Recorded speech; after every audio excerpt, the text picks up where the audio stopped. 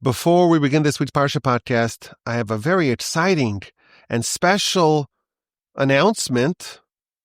I was very flattered when some of y'all reached out and asked if we could have a talk, a class, a get-together in Toronto.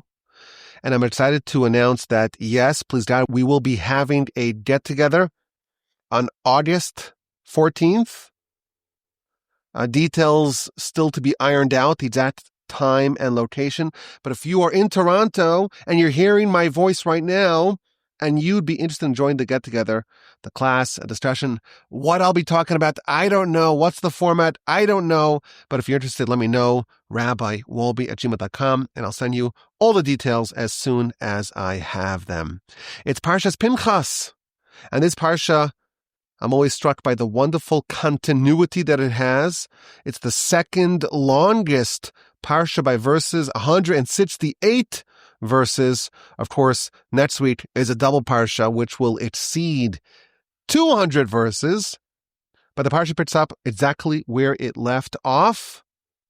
Pinchas did a valiant, valorous act of zealotry, and by skewering the two perpetrators, Zimri and Cosby, he actually saved the entire nation from God's wrath. Bilam, the sorcerer, was unsuccessful in his direct attempts at destroying the nation. He tried to curse from this mountain. He tried from that mountain. He tried from a third mountain. Didn't work. God did not have his moment of daily wrath, we're told, whatever that means. For the duration of Bilam's attempted curses, he was unable to find a vulnerability that would destroy the nation. In fact, his curses backfired. He was forced to bless the nation.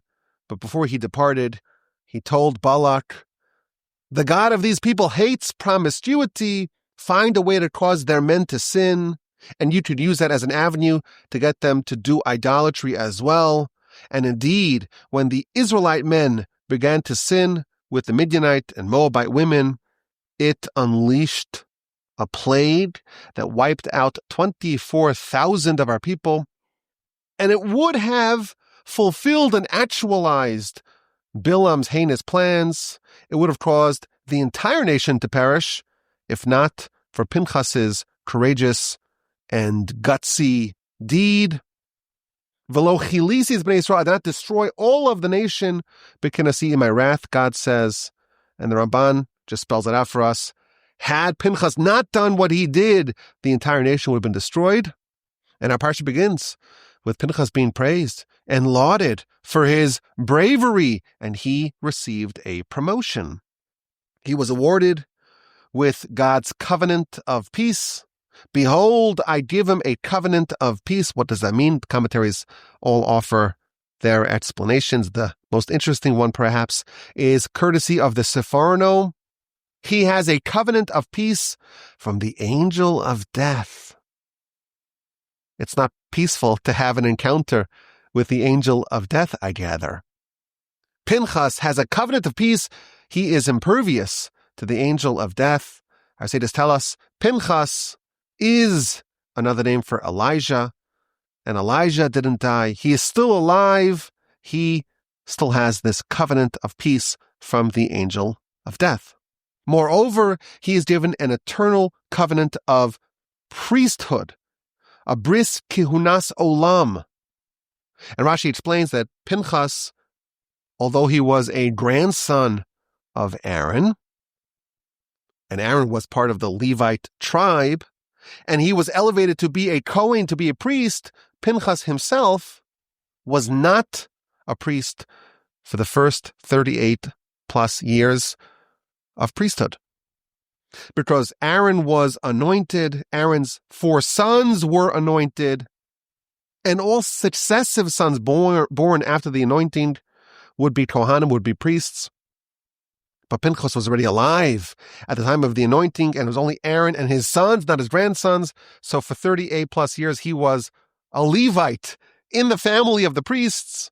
But now he was elevated to being a Kohen.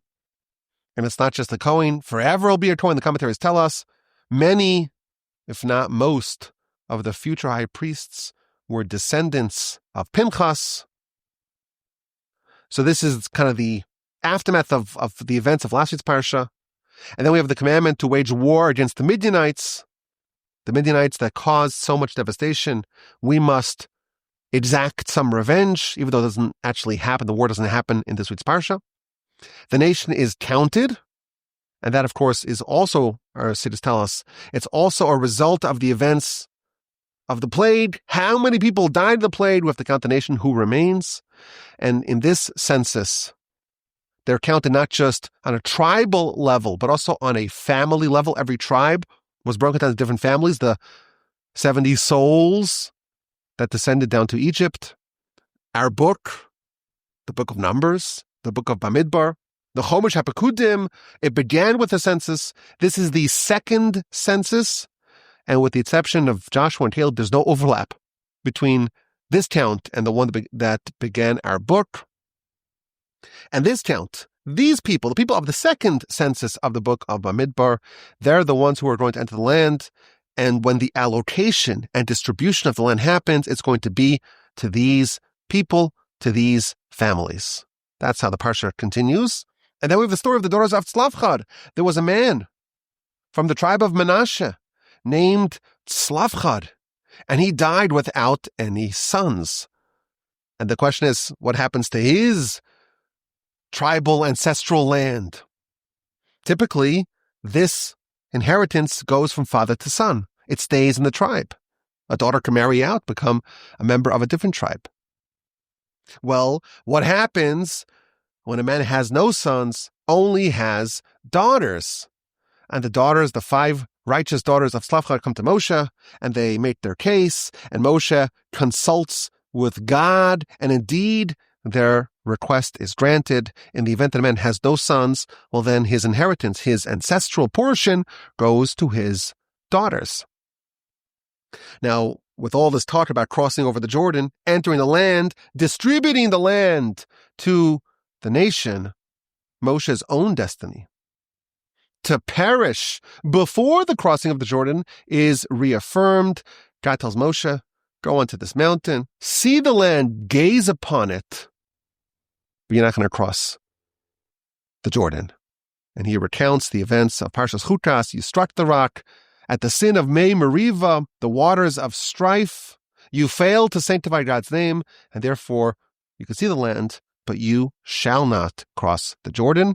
And the next part begins with a most unusual verse, the most common verse in the Torah. Vaydaber Hashem el Moshe le'emor. God spoke to Moshe saying, and here it's the opposite. Vaydaber Moshe, and Moshe spoke to God saying. And Moshe asks for a successor. Now that he's barred from leading the nation across the Jordan, he asks God to appoint a successor. The nation should not be leaderless. They should not be like a flock without a shepherd. And Rashi tells us, very interesting, Moshe had some candidates in mind. Rashi explains, we had Tzlavchad, and we had his portion. He wasn't able to experience the fruits of the portion. It was given to his descendants. Moshe said, well, I have my portion. I'm the leader of the nation. I want my portion to go to my sons. Moshe had some candidates in mind. He wanted his sons, Rashi tells us, to succeed him. And God says, that's not my plan. Go crown Joshua, your disciple. He will be your successor. Place your hands upon him, coronate him as your heir. Infuse within him the spirit to be your successor. And the Parsha ends with the festivals, and specifically with the sacrifices of each festival. And Rashi again explains the continuity.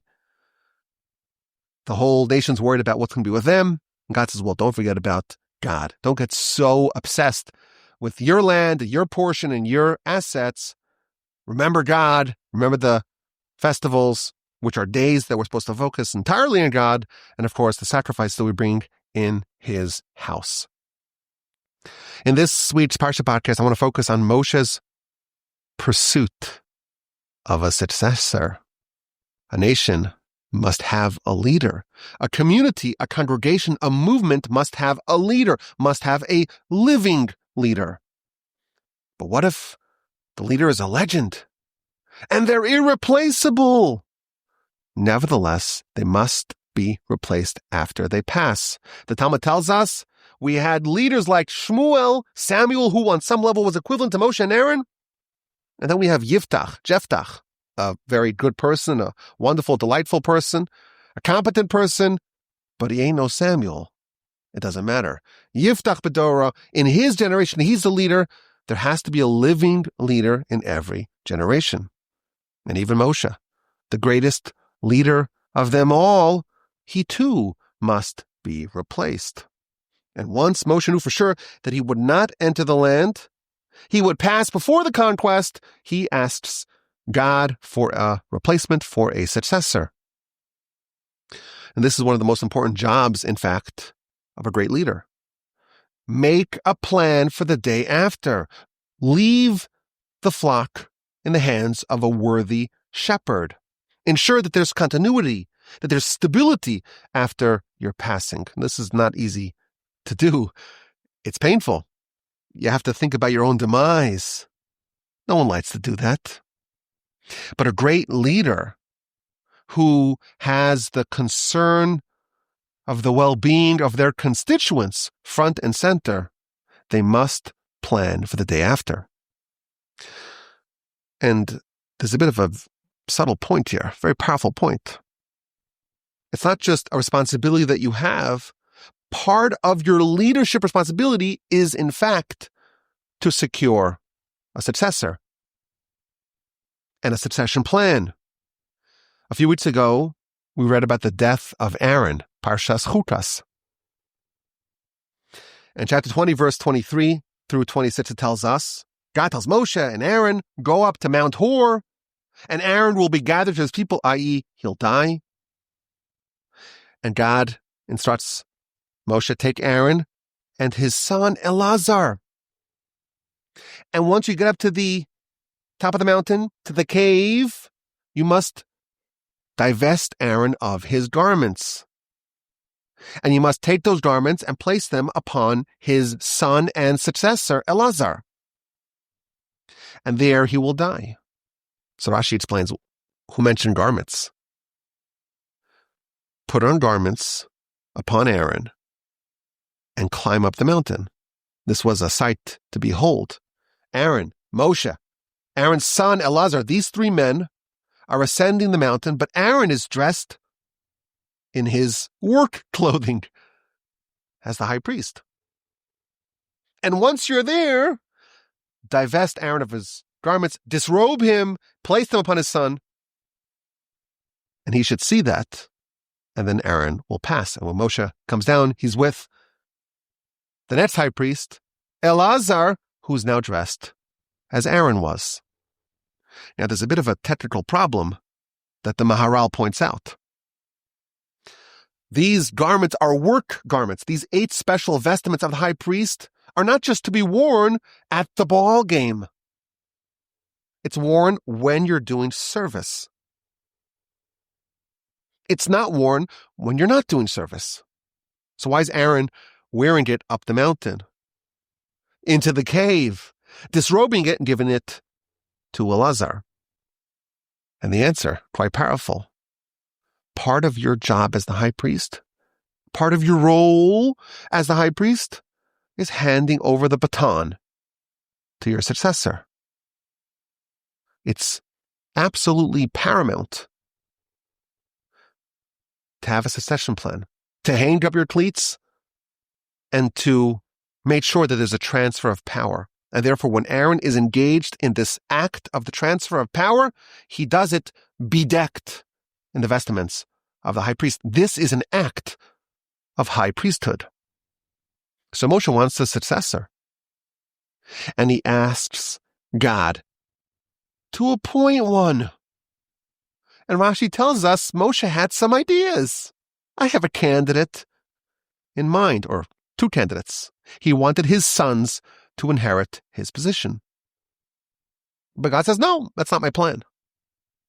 Joshua, he's more deserving. Why? Because Joshua never departed from the tent. He never left your side. He's the consummate student. He's always by your side. He's more worthy of succeeding you. Now, Rashi is not making this up. He's actually paraphrasing the Midrash. And the Midrash gives some more detail, some more color to this exchange. Who's going to be Moshe's successor? So, Midrash tells us, this is from the Midrash Tanchuma in Parshas Pinchas, our Parsha 11:1. The Midrash explains. The Torah is talking about inheritance. Slavchad, what's going to be with his inheritance? Well, it's going to go to his daughters. So Moshe says, well, it's time for me to take care of my inheritance. And I own something. I have a role. I'm the king. I have a certain distinction amongst the nation. I have a prestigious position amongst the nation. And I want that to go to my sons. And God said, no. The one who guards the fig, he's the one who gets to enjoy the fruit. That's a verse in Proverbs. Your sons, they didn't study Torah with the same commitment and devotion as did Joshua. But Joshua, he was your attendant. He was your confidant. He was your right-hand man. Take Joshua. To me, this is a very fascinating exchange. And it's also an exchange that demands an explanation. There's some disagreement, if you will, between Moshe and God. And whenever there's any dissonance between Moshe and God, we have to understand, look, how could there possibly be any disagreement? This doesn't happen often. I do remember one example. Maybe there's probably more that we could think of. But when the women came to donate towards the tabernacle, they brought their mirrors. And Moshe didn't want to use those mirrors. You remember that? At the end of the book of Exodus. He said, these mirrors, they promote lust. They have no place in God's home. But God responded, no. I cherish those mirrors more than anything else. And indeed, they were used to make the key or the laver. So I think we did a whole podcast to understand exactly what Moshe believed and what God believed, and how is it possible that there was such a disagreement. And here we see Moshe wants to appoint his sons, Gershom and Eliezer, as his successors. And God said no. And Moshe must have misread the situation. And we have to really understand Moshe's perspective. If his sons were unworthy, or at least not as worthy as Joshua, why did Moshe want them to succeed him? Was Moshe guilty of rank nepotism? Can't be, of course. So where did Moshe go wrong? How was he misaligned with the will of God? Why indeed did Moshe argue that his sons, Gershom and Eliezer, should succeed him? Now we know Moshe is not selfish. He's the most selfless person. He's known as the Eved Hashem, the consummate servant of God. And he wants nothing for himself. You recall in the Korach brouhaha, the Korach Donnybrook, he tells God, I didn't even ask for a donkey. When I was traveling into Egypt to go save the nation, I took nothing from the nation. And when God offers to rebuild the whole nation, we'll start from scratch. Moshe, you'll be the sole forefather of a new and improved Jewish nation. Moshe says, I'm not interested. Erase me from your book.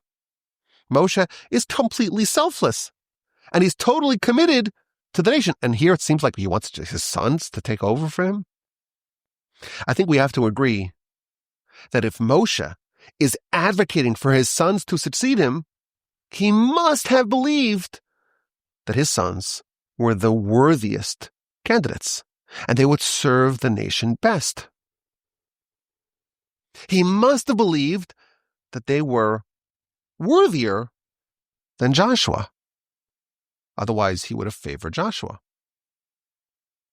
And it's kind of hard to understand. How could anyone think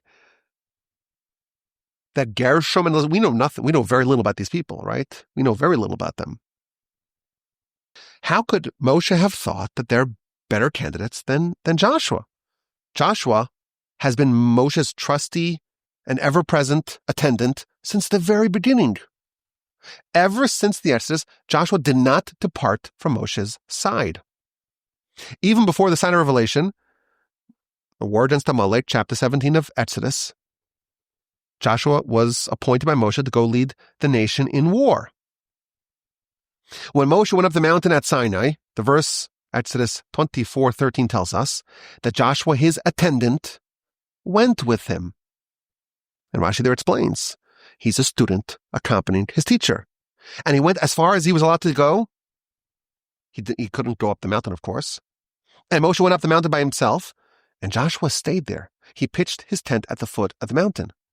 And that's why when Moshe came down, and then he's doing the golden calf in the camp, he meets Joshua, and they have a whole discussion about the nature of the sounds of the cries emanating from the camp. For 40 days, Moshe's up in the mountain, he's up in heaven, and Joshua, by himself, remains at the foot of the mountain. And the Talmud, Book of Yoma, page 76a, tells us Joshua, he's away from the whole nation, and he received his own shipment of daily manna outside the camp at the foot of the mountain. Why doesn't Joshua go back to the camp and wait for Moshe there? This shows us Joshua's commitment to be a student of Moshe. Joshua was not willing to forfeit a single second of time with Moshe. He wanted to be there right away. So when Moshe decided he can accompany him back to the camp, and if there's a few moments that Joshua can spend under Moshe's tutelage, he wasn't willing to forfeit it. It's hard to argue that there's any better candidate to succeed Moshe than Joshua. The Talmud tells us, Bava Basra 75a, Pnei Moshe, the face of Moshe, K'pnei Chama, was like the sun. Upnei Yehoshua, and the face of Joshua, K'pnei Levana, was like the moon. Of course, we know that the sun provides its own light, and the moon reflects the light of the sun. There was no better reflection of Moshe than Joshua. And yet, Moshe believed, at least initially, Moshe advocated that his sons should succeed him. He must have believed that they were worthier than Joshua. It's kind of hard to wrap your head around it, because we've seen many times already indications that Joshua is destined to be Moshe's successor. So we talked about Amalek. There's a little bit of a postscript to the war against Amalek, chapter 17 of Exodus. The verse tells us, in verse 14, God said to Moshe, Sov zos b'sefer, write this in a book. V'sim be'oznei Yoshua, and place it in the ears of Joshua. And Rashi tells us, what does it mean? Write it in a book and tell Joshua. What's this idea of a message that should be enshrined and codified and canonized in a book, but also conveyed verbally, orally to Joshua? Rashi explains, Joshua, he's the leader. There's certain privileged information that's reserved for the leaders. You have to tell that to Joshua. So even before Sinai, there's already an indication Joshua is the successor. Now, post-Sinai, Joshua's waiting for Moshe. He comes down the mountain with the 2 tablets, and they hear cries. They hear the echoes of the revelry of the golden calf coming from the camp. And Joshua tells Moshe, I hear the sounds of war coming from the camp. And Moshe corrects him. It's not the sound of the victors.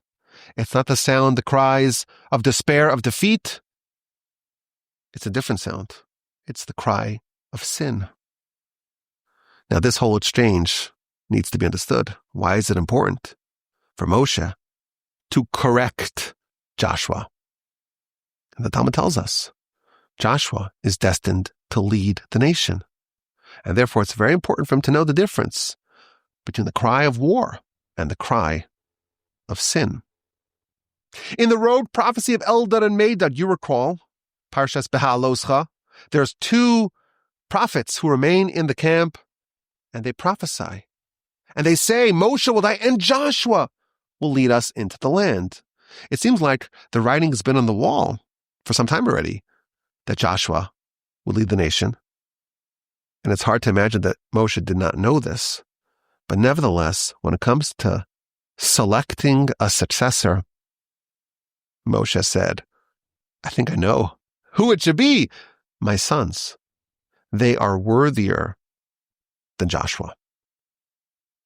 This needs to be understood. How do we explain Moshe's stated preference, Moshe's initial preference, that his sons should succeed him and that they are better candidates than Joshua? Over the years, I've heard some different ideas to this question.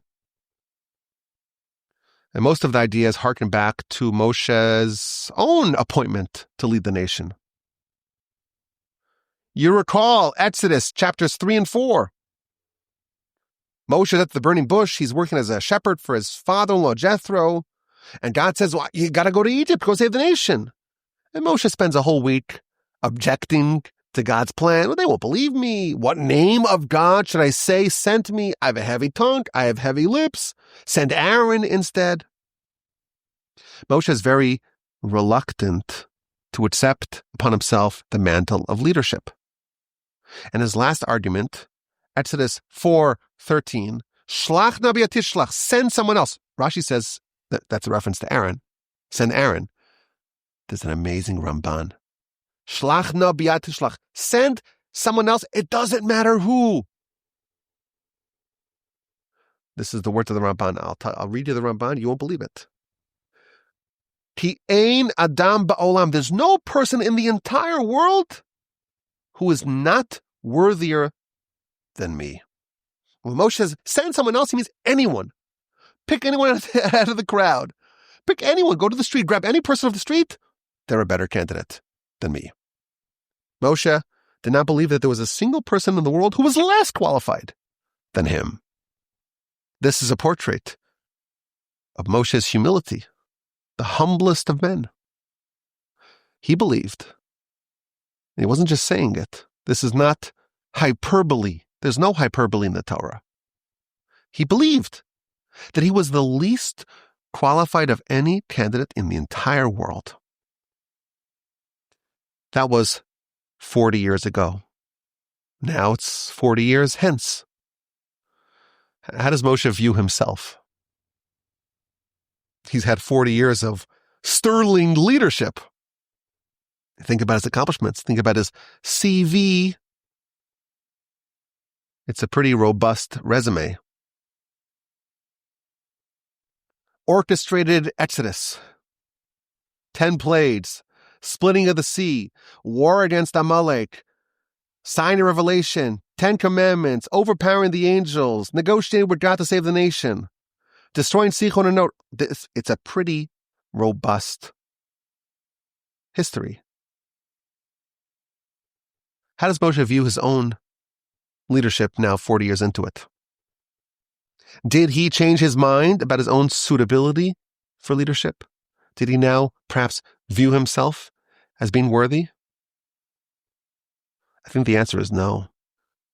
He remained the humblest of men. He remained with the impression that he's not worthy at all, that any other person in the world, pick up any random Joe Schmo, they're worthier. So how did Moshe view his position? How did he rationalize his success in leading the nation for 40 years? Moshe believed that in truth, he did nothing. It was all the will of the Almighty. He was simply an implement in God's hands. He's like a figurehead. Indeed, the king is told in the Torah to not lord over his brothers. He has to have a Torah scroll on his arm to always remember you're just a tool to implement the will of God. So in Moshe's humility, he thought that he was nothing. It's a job that anyone can do. You don't need to have any special aptitude. If that was Moshe's perspective, maybe it makes a little bit more sense. His sons were as worthy as anyone else. So if we're talking about inheritance, well, maybe I should get some inheritance too. Maybe his sons could inherit him. It's an idea. Maybe another way of saying the same idea. Maybe Moshe believed that his sons were unworthy, were not as worthy. But maybe they could grow into the position. Maybe once they're appointed, the appointment itself would bestow upon them the capacities to fulfill it. These are some of the ideas that I heard in the past, but I want to suggest a new idea. Moshe was the epitome of an outsider when he rose to the helm of the Jewish people. Yes, by birth, he's a grandson of Levi from his mother's side, great-grandson from his father's side. But in reality, he had little time to spend with his family. He was adopted by Pharaoh's daughter at 3 months, a tiny baby. As soon as he comes of age, he's banished to Midian. And he lives there for 60 plus years.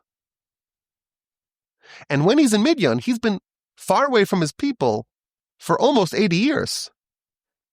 He's been separated from his people. That's when he's appointed their leader. You cannot conceive of a more outsider than Moshe when he was appointed the nation's leader. So why was he chosen? Why was he actually chosen? Think about it. We read the story. We have to ask the question. Moshe at the burning bush, and he's chosen. And we get so caught up in the details, we have to zoom out. Why was Moshe? He's so far, he's such a distant person from his brethren, and he's their leader? He didn't live amongst the people. He didn't experience what they went through. He wasn't a slave like they were. He was a Levi, which none of the Levites ever did any enslavement. But he never even lived amongst, for a very short time, he lived amongst his people. The rest of the time, he was living in the lap of luxury in Pharaoh's palace. This is like a political candidate in the height of political expediency who moved to the district 3 months before the election. You're not one of us. Why is Moshe appointed? Why was he the right person to lead us out of Egypt? It seems abundantly clear to me that Moshe's status as an outsider was actually an asset in his leadership suitability. Some problems cannot be solved by insiders, by people who are in the mess, who are entangled in it. Some problems can only be solved by outsiders. To lead the Jewish people out of Egypt, you needed fresh eyes. You need someone from a different background, from a different perspective. I'm sure that in Egypt, over the course of the many decades that our nation was there were many attempts, many brainstorming meetings to try to figure out a way out of this mess, try to disentangle ourselves, to extricate ourselves from Egypt. But those plans were all doomed to fail. The Talmud tells us a bound person cannot extricate themselves. If you're in it, if you're in the mess, you can come up with an idea, but in all likelihood, you'll need something radically different from a totally different perspective. And you could try the same failed idea again and again, it won't work. Moshe, the total outsider, he was the right person. And I think, and really the Ibn Ezra says this in Parshas Shemos, the Jewish nation had lost their way. They truly were descendants of Abraham, Isaac, and Jacob. They were all princes and princesses, but they've forgotten who they truly were. Over the course of decades, centuries really, of enslavement, of humiliation, of repression, they'd forgotten their nobility, and their ideas were small, and their self-perception was small. And anyone that had grown up in that morass, all the insiders could not do the job. Now, God positioned Moshe to lead the nation. And that's why he has this very unusual upbringing. He grows up in the palace as a prince. He was never allowed to absorb the attitude of a depressed slave. And even before Moshe gets to Egypt, at the burning bush, God shows him the glorious potential of the nation. At the burning bush, God tells him, they're going to serve me on this mountain. They will become a kingdom of priests and a holy nation.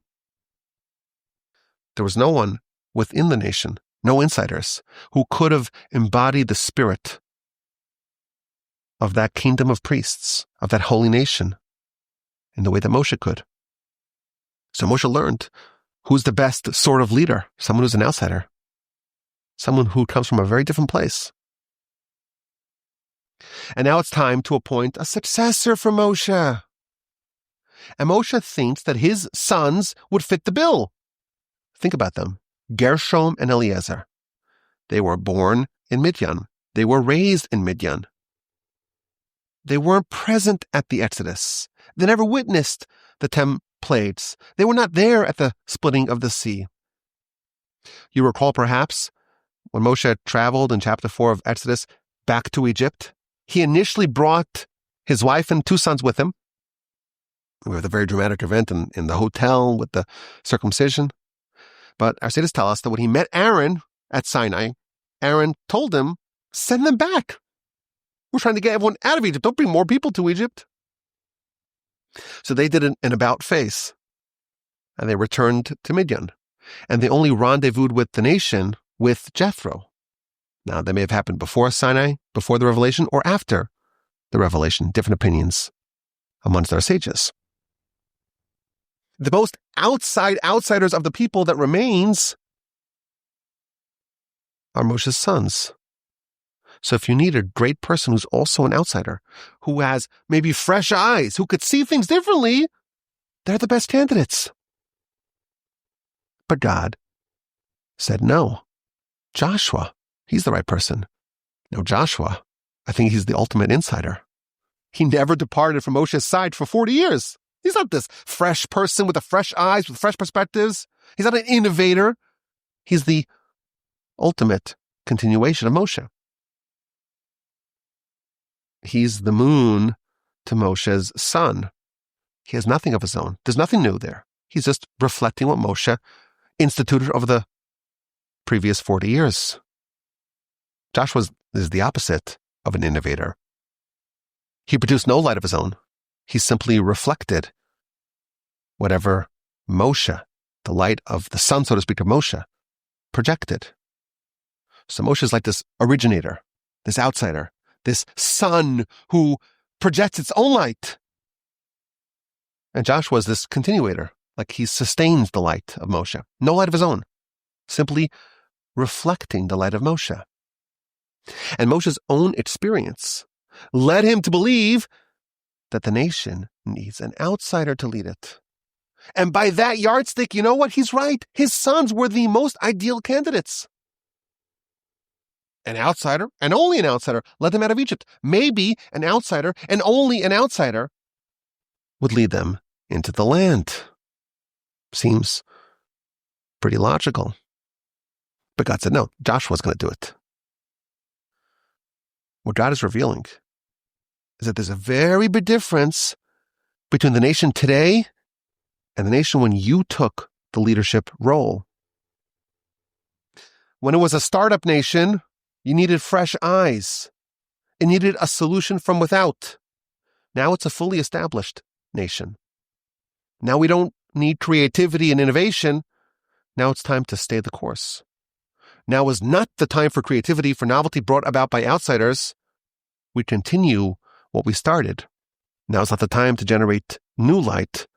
Now it's time to reflect the light that was established over the preceding 40 years.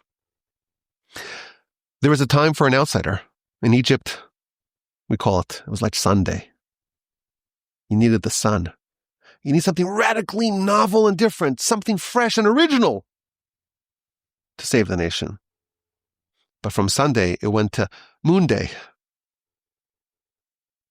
a time to not seek something new and fresh. No, we need something which is continuation, sustaining. An inside man who will do exactly as Moshe did, who will reflect exactly as Moshe did, who will not innovate. Now it's time for Joshua. I think there's a very powerful lesson for us here. There are different types of problems. And some problems need a Moshe solution. It calls for the sun, so to speak. And some problems need a Joshua solution. It calls for the moon. Now, for the untrained eye, there's two massive orbs in the sky, which are precisely the same size from our vantage point, and they both give off light. And if you take a picture of the sun and the moon, maybe with the right lighting, the right time of day or night, they can look identical. But then maybe you could dupe people in thinking, well, this is the sun, this is the moon, it's the same thing. But we know one has a light source of its own, and the other contains no light of its own. It simply reflects the light of the sun. In Egypt, there was a need for a brand new light, the light of an outsider. No insider could have done what Moshe did in Egypt. But now the nation is a very different place. And now it needs the exact opposite. It needs someone who has no light of their own and is simply reflecting the light of another. Moshe and Joshua are opposites, effectively. The nation needed Moshe at their inception. At this point, Joshua is the right man for the job. I think it's a very powerful framework. Any problem that a person has, any problem that a community has, any problem that even a nation has, you have to understand, is this a problem that needs a Moshe, an outsider, a son, or is this the kind of problem that needs a Joshua? Do you need to conceive a solution out of left field? Or is it a problem that you need to just simply continue doing what you were doing, reflecting the same light that was instituted in the past?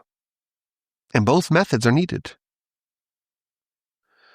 When there's a creative person, an innovative person, who's always coming up with new ideas, with novelty, there's actually a risk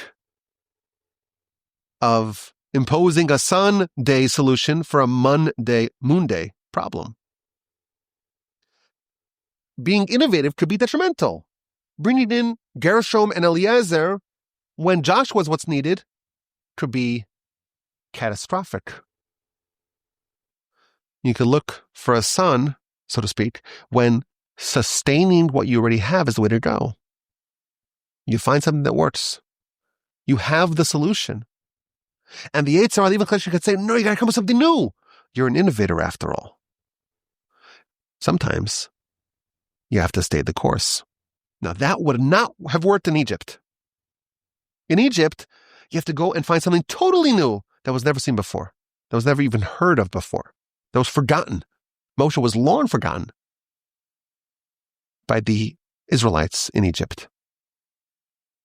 Now, sometimes, maybe all the time, when there's something which is so new and so radical and so untested and unprecedented, something like that's proposed, there's an instinct to reject them.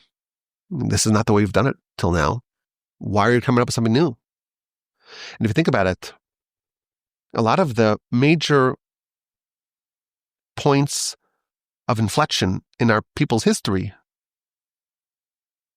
were impacted by very novel solutions. You think about that. Go back to the writing of the Mishnah, for example. That was a radical decision that was never done before. Totally out of left field. Save the nation. We could look at many other points of literature that happened. The writing of the Talmud, the codification of halacha, the Shulchan Aruch, the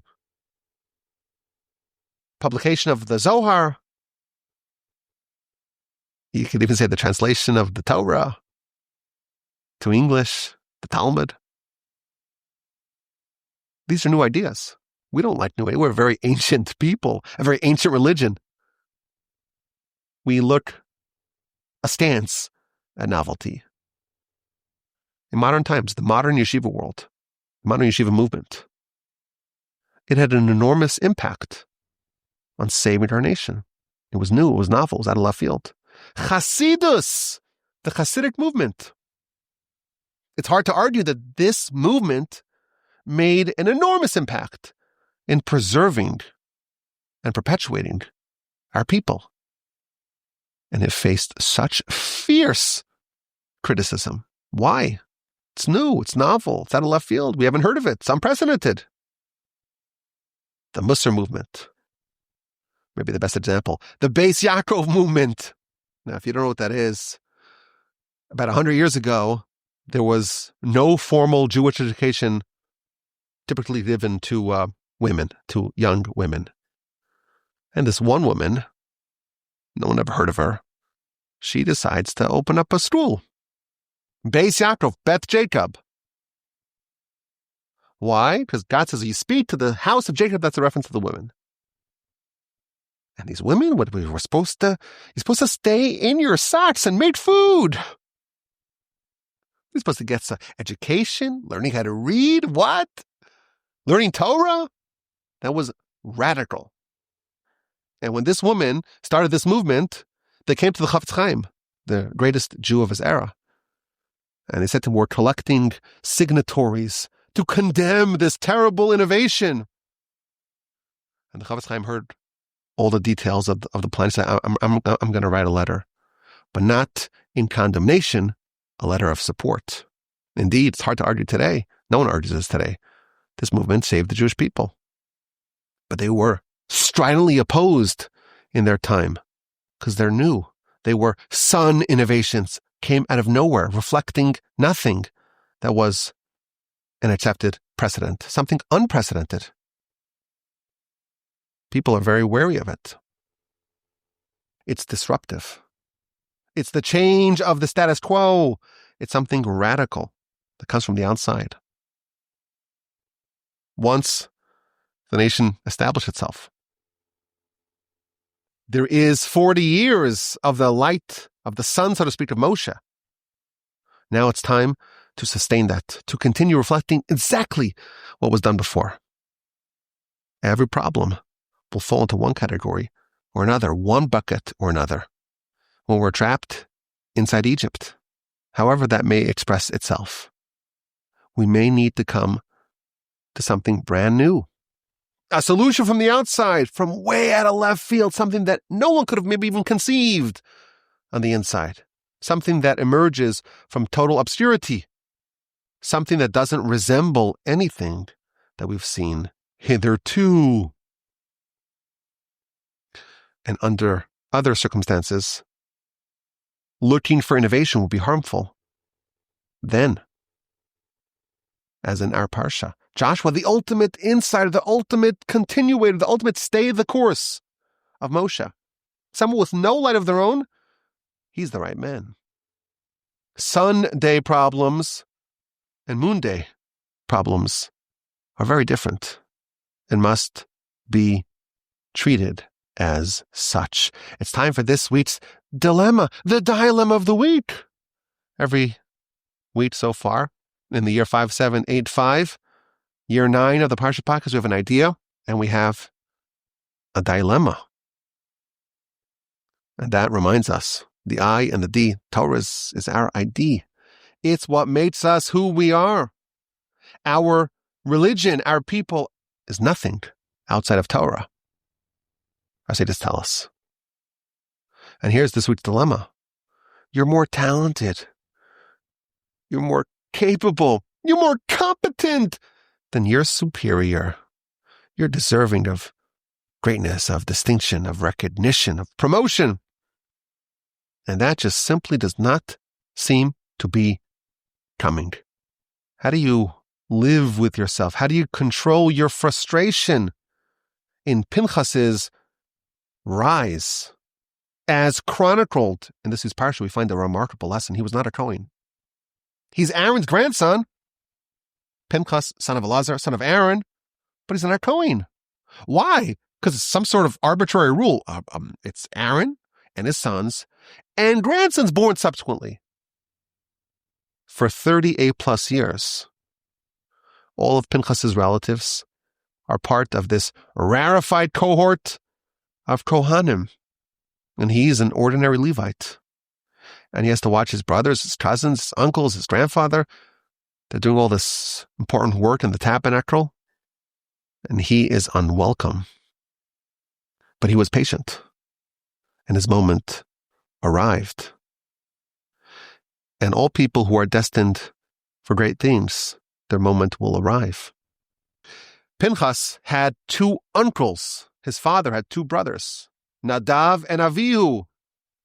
And they were also destined for great things. They were destined to succeed Moshe and Aaron. On some level, they were even greater than Moshe and Aaron. But they were a bit impatient. They pushed too hard. They tried to expedite their promotion, and they ended up dead. The Talmud tells us, in the book of Brachos, page 64a, wait for your opportunities. Don't be impatient. If you try to force the moment will push you aside. It tells a story of 2 great sages, 2 sages whose names appear on almost every page of the Talmud. One was called Rabbah, and one was called Rav Yosef. And there were 2 giants. Rav Yosef was compared to Sinai. He was like Sinai. He knew all of Torah. And Rabbah was like an uprooter of mountains. He would uproot the mountain. So you have a mountain and we have one that uproots the mountain, meaning he was very sharp. And there was a need for a successor. Who's going to take the helm of the yeshiva? Is it going to be the Sinai, or is it going to be the Oker Harim, the one who uproots mountains? And the message was sent. Sinai, Kodem. The Sinai is greater. Everyone needs to have someone who knows everything. You know all of Torah. You're like a Sinai. You're the one who takes precedent. So Rav Yosef, who's the Sinai, he's supposed to ascend to the position of glory, to the position of leadership, to be the Rosh Yeshiva. But he didn't want to do it. He didn't want to take it. And the Talmud tells us why. Very interesting. A Chaldean astrologer told him, you will be the head of the yeshiva for only 2 years, and then you will die. So he said, I'm not going to push it. I'll wait. So for 22 years, Rabbah, the Oker Harim, the uprooter of trees, the Talmud tells us, he was the head of the yeshiva. And when he passed, Rav Yosef, who could have taken it 22 years previously, he assumed the leadership, and he was the Rosh Yeshiva for 2 years and change, and then he died.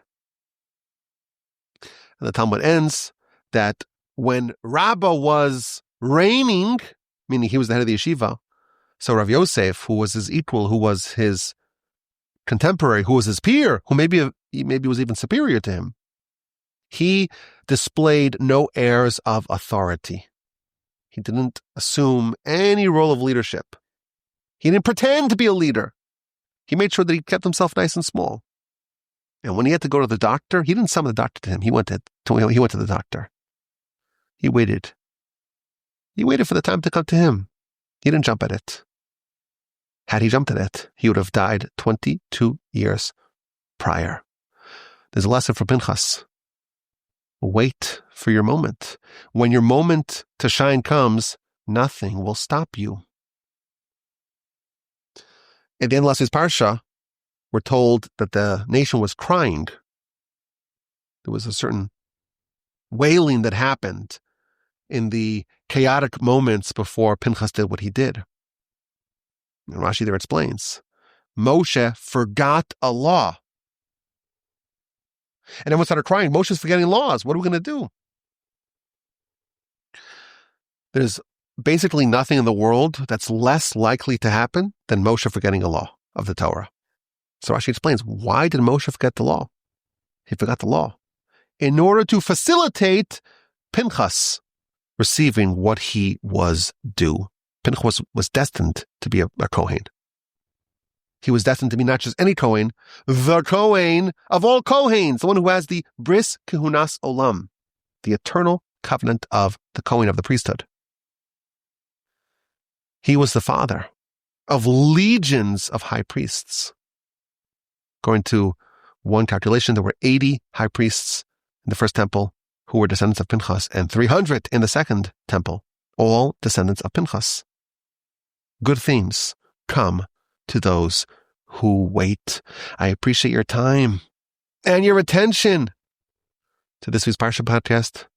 I'm coming to you from the great, very warm and balmy, I must say, north. I'm in Canada. I'm recording from a library. I have a little pod over here they gave me.